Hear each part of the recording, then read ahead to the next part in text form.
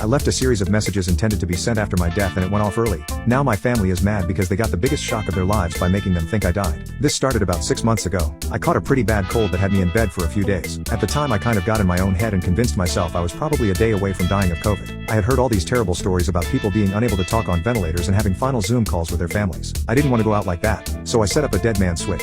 For anyone unfamiliar with the term, it's basically anything that activates when it stops getting input from the user. Common uses are engine cutoffs on machinery or that little clip thing on treadmills that pulls loose if you fall off. A less common use is threatening hostages with a bomb that will automatically go off if you get killed by police snipers. If you've ever seen a movie where someone is blackmailing someone else and says the information will go public if anything happens to them, you get the idea. So I'm lying sick in bed and I write a series of emails to various friends and family telling them how much they meant to me, thanking them for supporting me, etc. etc. The email to my wife has lists of all my passwords and other info she might need to deal with my passing. My wife is also pregnant, so I left behind a message and advice for my unborn child. I subscribe to a system where I get a link emailed to me once a month. If I don't confirm